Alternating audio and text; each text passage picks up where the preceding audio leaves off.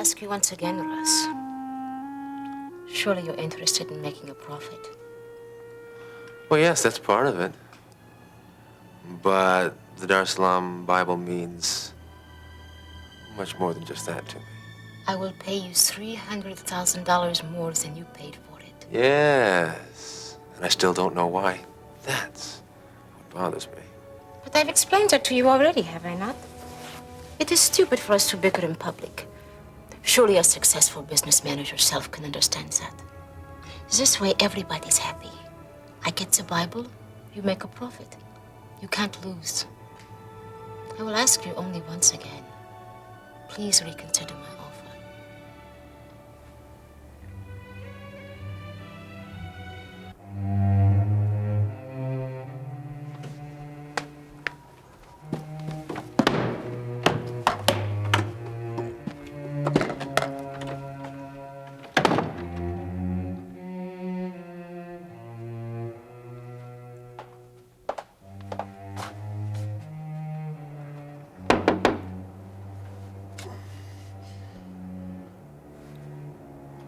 Babs, come on. Open up. It's me, Harold. Stop clowning around.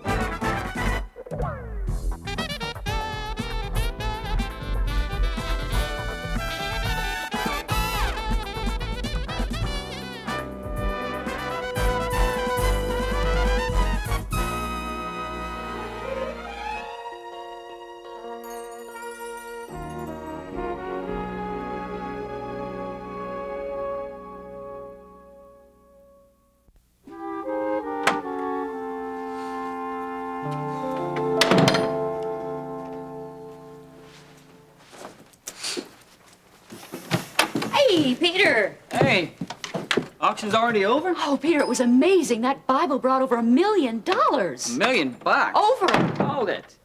I thought this was just an old Bible. What's it made of, gold or something? Nobody seems to know. That's what's so mysterious about it.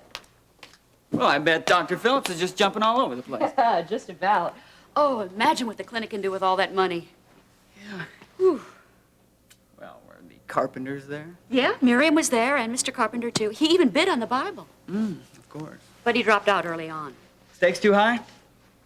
Too bad his brother couldn't bid against him. That'd give him something to fight about. Huh? Peter, come on. Well, it'd just be kind of ironic to see Mr. Lie and Mr. Greed fighting over the Bible. Preston Carpenter lied to his own daughter. I just saw him over at Carpenter's house. He told Courtney he had no intentions of moving his wife after I found out he was going to do just that. What? Yeah, lied to his own daughter. Well, maybe you just misunderstood him. Mom, a guy as blunt as Preston Carpenter, it's kind of hard to do. I mean, he's about as tactful as a nuclear warhead. So what does this mean, then? Isn't that obvious? Nothing's changed. Absolutely nothing. So Courtney and Vaughn are still going to go ahead with their wedding plans? Yeah. It's pretty typical, isn't it?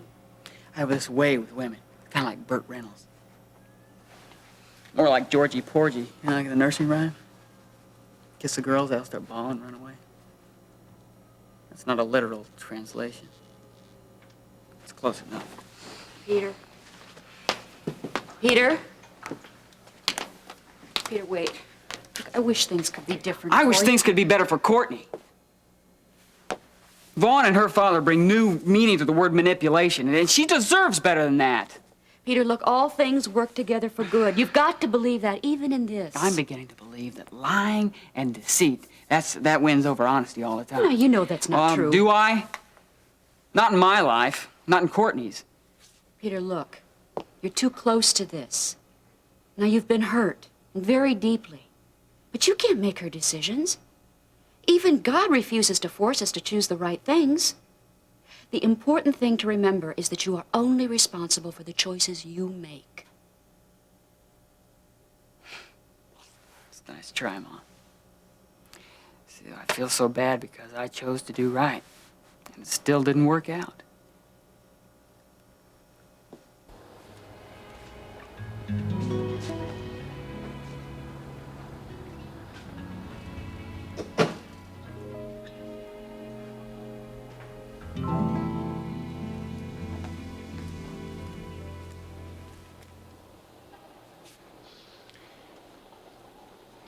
Mind if I join you? You want to join me? Well, you're sitting here, so it seems like a good time for us to talk. Besides, I've had a really exciting evening, and even you can't ruin that. Look, Hi, grill's closing. Can I get y'all something? Just coffee for me, and probably over here. No, wait. Bring us 2 coffees, will you? Okay.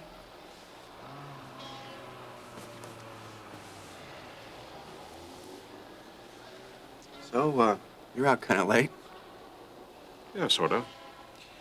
You're not, though, are you? What's that supposed to mean? Well, your reputation as a... As a what? Playboy? Look, people change, okay? Look, I'm sorry, Gil. I didn't sit down here to argue with you, okay? Oh, no, go ahead. Go ahead, get it off your chest. At least then I'll know where you're coming from. So, Dr. Phillips, how did the auction go today? Oh, beyond my wildest expectations. You know that Bible brought in over $1 million? $1 million? You're kidding. No, I am not. Just think what we can do for the clinic with that. Well, congratulations. Thank you. Well, no wonder you're on cloud 9.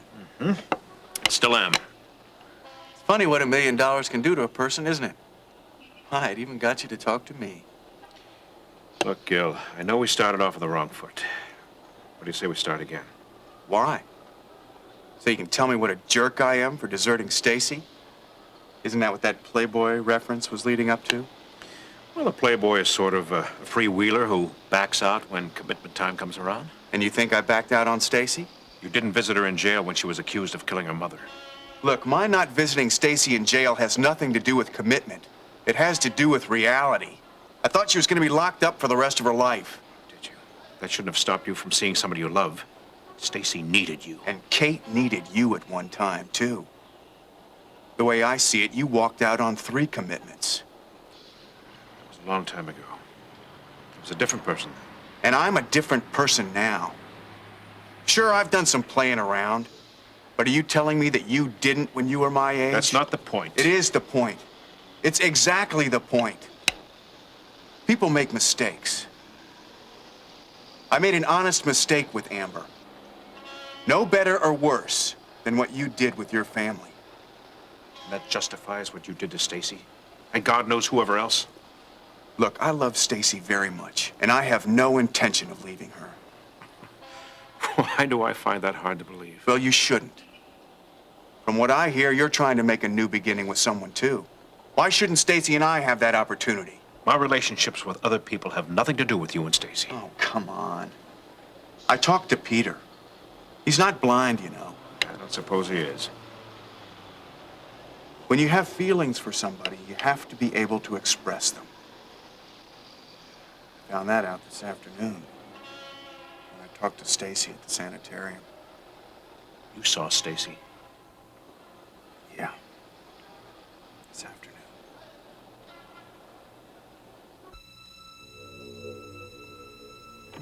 What's holding you back? Babs? Hey. Babs, what happened? She can't hear you. You? She's dead. You make one false move, I'll blow you away right there. Lance, what are you doing here? Don't play stupid with me. You know this is Weaver's apartment. Let me get a doctor. Let me look after her. Too late for her. She's dead. Oh, Babs, are you okay? Hey, what happened? Hey, shut up! I want both of you to shut up. I'll blow you both away. Lance, please don't do I this. said shut up, honey. You're going first for what you did to me and Ronnie Washington. And then you're gonna go for coming in here. And then Weaver's gonna get it.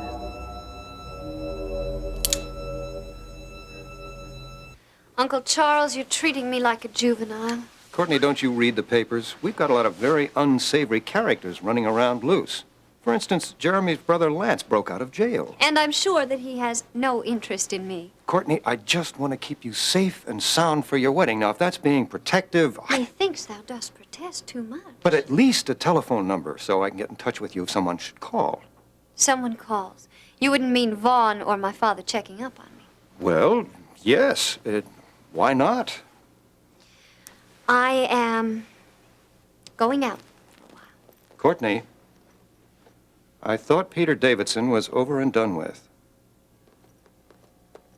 Okay. But it's not what you think. I can't wait to hear this. I really did think that this was all settled and that he was out of your life for good. And now, for you to go sneaking out like I'm not this. sneaking anywhere.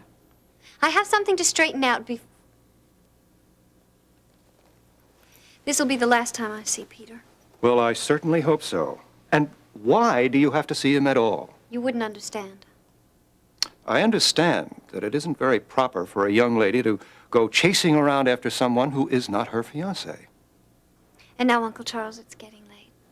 I'll either be at the huddle or maybe the library. Or wherever else you can find him, I suppose. I have to go now.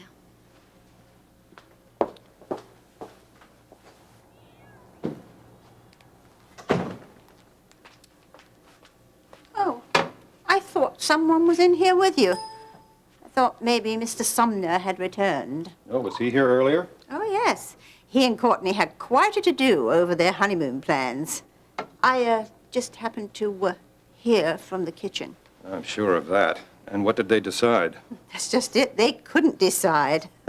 Oh, fine. They can't even decide where they're going on their own honeymoon. This is hardly a marriage that has been made in heaven, and I shall certainly be very glad when it's over with.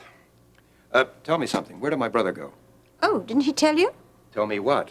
He went back to Lake Forest. He said he had some urgent business to attend to, and that was all he said.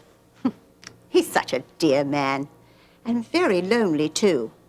We had a nice little chat before he left. Oh? Yes, it's such a pity about his wife. He seemed... I don't know that he was desperate for someone to talk to. Are you sure that we're talking about my brother? Oh, yes, I could tell he was distressed when he intimated that Peter Davidson was a better choice for his daughter than Vaughn Sumner. He told you that? He certainly did. He can't change his mind on me like that. Sir? Well, what I mean to say is that we've got to get Vaughn and Courtney down the aisle just as soon as possible. Got too much riding on this for anybody to mess it up now, including my brother. Lance, you can be sensible about this. You have nothing to gain by killing us. Oh, yeah? What do you know? I know your case. I know what you're in. Look, no matter what you think about Babs and Russ, it just doesn't make any sense. Look, turn yourself in. I'll help you.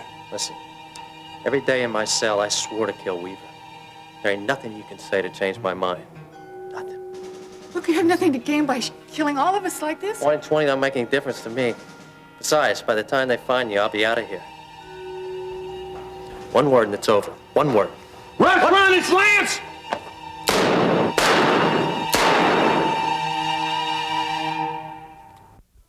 Surely a successful businessman as yourself is not adverse to making a profit, especially on an item that has absolutely no emotional value to him at all. Are you not? Why, I wouldn't put it exactly like that. See, the Dar es Salaam Bible is very impressive. No, I think it's just the investment I've been looking for. An investment for you, a legacy for my people. Now, what would an old Bible have to do with the Dorian people? You wouldn't understand. Try me. It is a delicate matter, and I am not at liberty to divulge it. Well, I don't think that I'll sell you the Bible. I would consider my decision carefully if I were you. I have. The idea of making a $300,000 profit has gotten my attention, but... Yes? I tell you what. I'll talk it over with my lawyer. It's your money, hence your decision. Yes, it is. But I should talk to him first. You understand? No, I don't understand. It is not for me to understand. My job is to convince you that The Bible is of the utmost importance to my people, and that is all. Well, listen, I will call you in a couple of days. Can I get you here? Yes, please, I will await your call. Should I get my driver for you? No, I'll catch a cab. Yes. Excuse me, Your Highness. The after-dinner cordials will be arriving shortly. Oh, that's fine. I'm on my way out. Don't forget this. Oh, yes. That quaint little Dorian custom about forgetting time.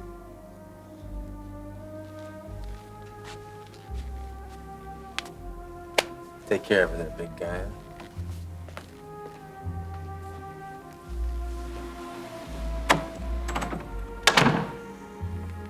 He did realize the necessity of cooperating with us, yes? No. Right now, it is Felix who holds the hopes of our nations in his hands. Perhaps this time his fail-safe method will work. In any event, he's had more than enough time to get the Bible from that woman. Then we will leave tonight as planned. Yes. Are you packed? Yes, Your Highness. Good. Then as soon as we hear from Felix, we will have the treasures that will change the future of Doria. Yes, my father will be pleased. Now, let me get this straight, Mrs. Lucas. You say that Preston told you that he thought Peter Davidson would make a better husband for Courtney than Von Sumner would? Yes, the poor man. I felt quite sorry for him. Poor man, nothing. He's a very convincing actor, and he can be sly as a fox when he wants to be.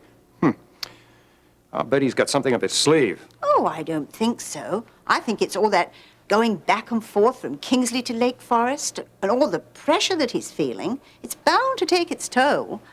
And as his brother, I think you should be quite concerned. Well, I am. He did look a little peaked. And I think when he returns, you can talk him into having a jolly good checkup. Well, perhaps I will. I certainly don't want anything to happen to him. What I mean is, I think that we should do everything we can to get Vaughn and Courtney married as soon as possible. Oh, I don't think you need worry about your brother.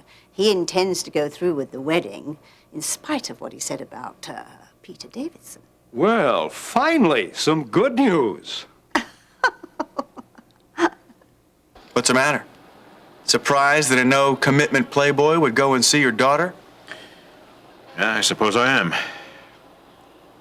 I went to see her a couple of weeks ago, and she didn't want to come home. Well, I'm afraid to say that not much has changed. She's still very upset and shaken by everything that's gone on. She has a lot of guilt. But she didn't kill her mother. Well, she knows that, Dr. Phillips. It's what she could have done. What she did. She pulled the trigger on that pistol and let you go to trial for it. Yes, but I forgave her for that. Well, you know as well as I do, it's harder for Stacy to forgive herself. Yeah, I suppose it is. I guess it is wise that she stay there. You miss her, don't you? Of course I miss her. So do I. I want only the best for her. You really mean that, don't you? Yes, I do. And I'm sorry that I didn't go see her when she was in jail. I found out what a mistake that was this afternoon. She really needs our help, Dr. Phillips. She's got a lot to work through. She's got to learn how to love herself again. And I think that she's willing to let me help her do that. If you and everyone else will let me. Peter, anybody who does what's right isn't going to fail, no matter how they see it at the time. I don't know, Mom. First it was Julie Sawyer, then Vicki Lang, and now the handwriting's on the wall. That doesn't change what I said. Hey, someday you're going to meet the girl that God's already picked out for you. Yeah, I don't know. I thought that was Courtney. I just wish he would spell it out a little bit more, you know? Peter, he has. Okay, please, no more sermons, okay? Okay. No more sermons. But you did what's right, and God's going to honor that. But it may not happen when you expect it to. Okay.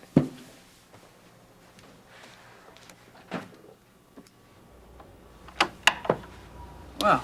I have to talk to you. Can I come in? think I saw this in a movie one time. Didn't make much sense then either. Peter, I know what you're thinking. Courtney, please, come on in. I was just gonna make some hot chocolate. Would you like to join me? No, thank you. I'll only be here a minute. Don't let us stop you, Mom.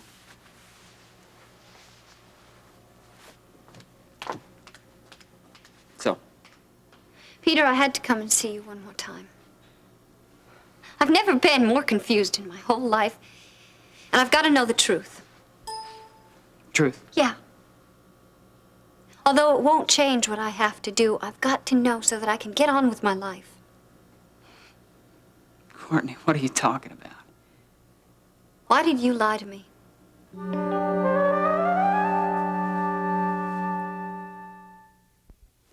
Me lie to you? I think you got this thing mixed up.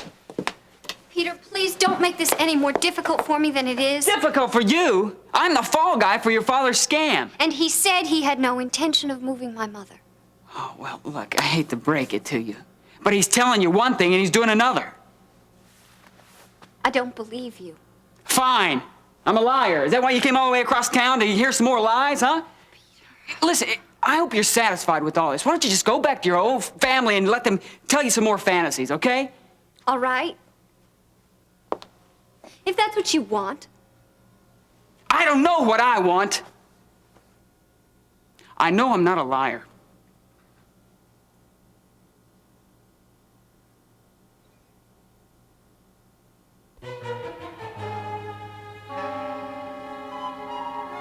Who are you?